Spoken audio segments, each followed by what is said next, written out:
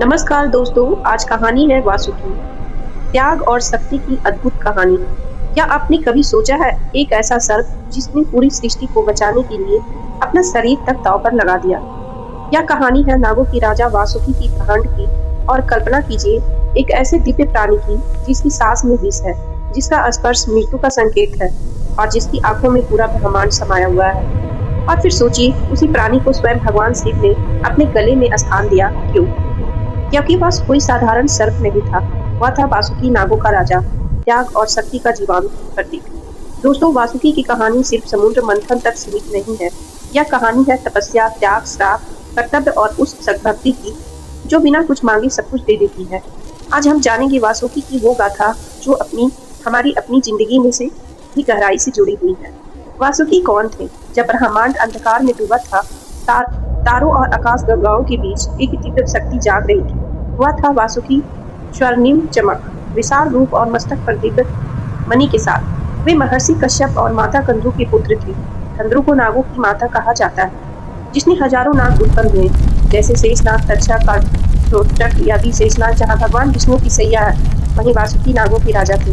यदि शेषनाग धैर्य और स्थिरता के प्रतीक है, तो वासुकी त्याग और भक्ति की। शिव का संबंध। हिमालय की शांत वादियों में जब लॉर्ड शिव गहरे ध्यान में होते, तब वासुकी उनके गले में लिपटा रहता। यह केवल एक सर्प नहीं, भक्ति और विश्वास का प्रतीक है।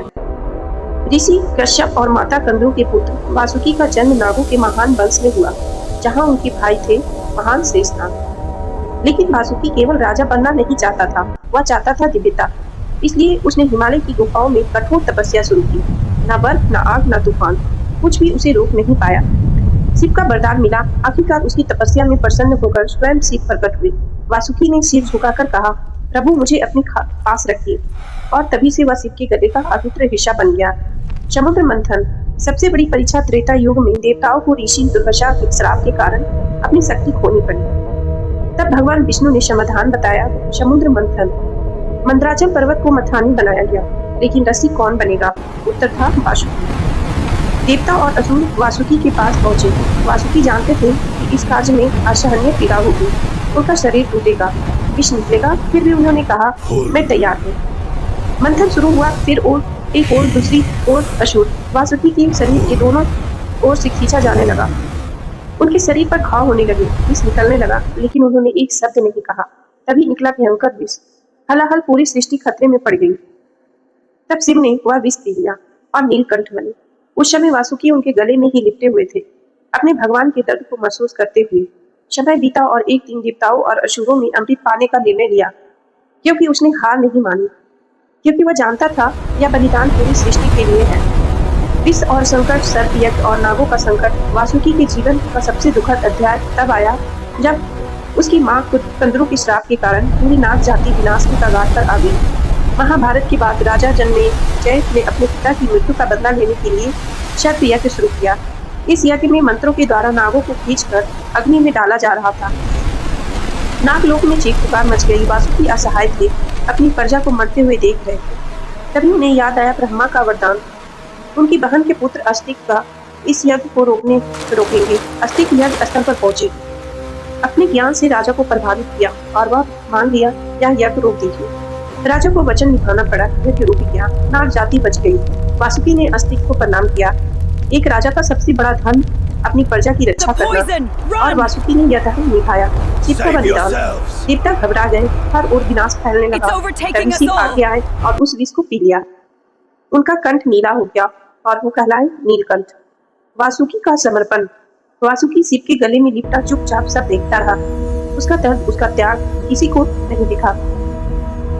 जब शिव ने त्रिपुर का विनाश किया, तब भी वासुकी उनके साथ था।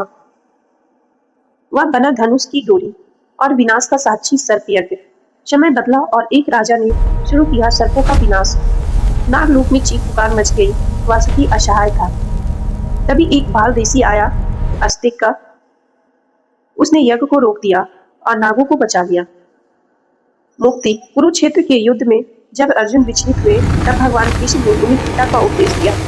विभूति योग में कृष्ण कहते हैं, सर्पों में मैं वासुकी हूँ। सोचिए, स्वयं भगवान जब अपनी महत्ताओं का वर्णन करते हैं, तो सर्पों में वासुकी का नाम लेते हैं।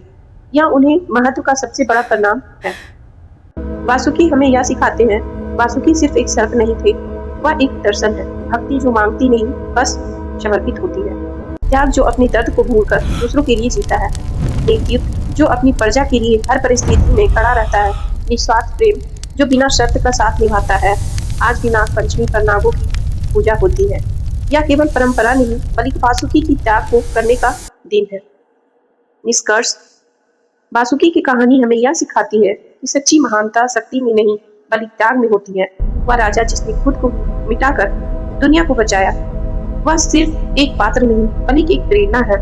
तो दोस्तों, अगर इस कहानी ने आपके दिल को छुआ है तो कमेंट में लिखें जय नागराज वासुकी और बताएं आपको उनकी कहानी कौन सी बात अच्छी लगी, सबसे ज्यादा प्रेरित करती है।